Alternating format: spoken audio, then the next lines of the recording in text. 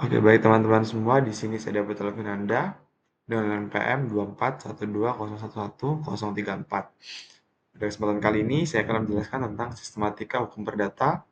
Video ini sekaligus untuk memenuhi tugas dari Bapak Wendy Trijaya SHMH. Oke, baik, langsung kita mulai saja.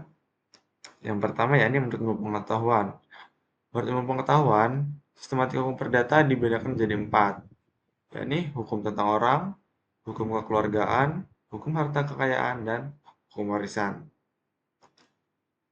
Hukum tentang orang sendiri yakni hukum yang mengatur tentang subjek hukum, kewenangan hukum, domisili, dan catatan sipil.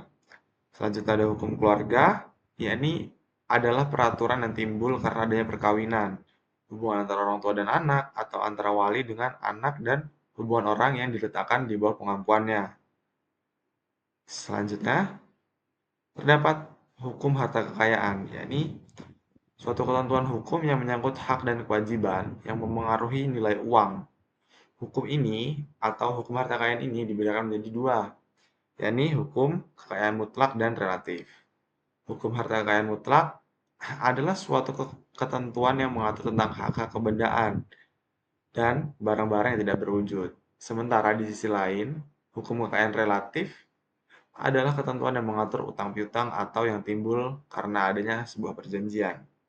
Dan yang terakhir, yakni ada hukum waris, yang merupakan ketentuan hukum dalam hal ikhwal harta benda seseorang yang telah meninggal dunia.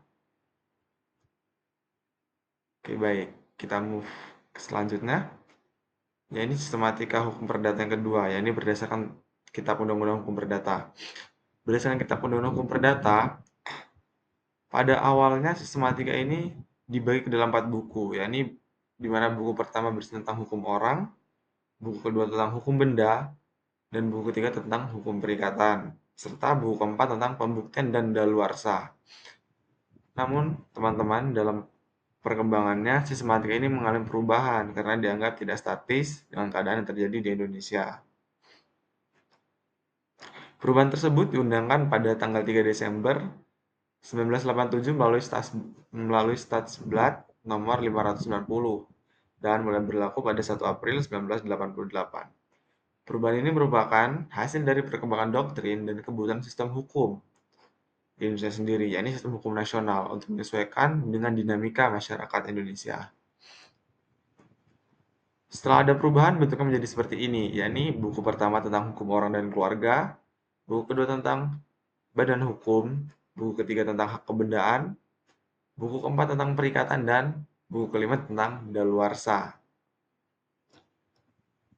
Nah, dalam sistematika hukum perdata yang lama, yang terdiri dari 4 buku, KUH Perdata atau Kitab Undang-Undang Hukum Perdata tidak mengatur secara khusus tentang badan hukum, karena pada dibuatnya KUH Perdata yang berasal dari warisan Belanda atau zaman kolonial, fokus utamanya adalah pada individu sebagai subjek hukum, dan mereka tidak mengatur secara spesifik tentang badan hukum, karena pada saat itu perkembangan badan hukum di Indonesia belum begitu pesat dan belum belum sangat urgent atau diperlukan untuk dibuatlah sebuah buku dalam KUH Perdata yang menjelaskan tentang badan hukum. Nah, konsep badan hukum seperti perusahaan, yayasan, atau koperasi yang sudah ada, tapi perkembangannya seperti yang saya sebutkan tadi, belum sekompleks dan belum seramai sekarang. Oke, baik teman-teman, segitu saja dapat saya sampaikan. Dari saya cukup sekian. Bye-bye.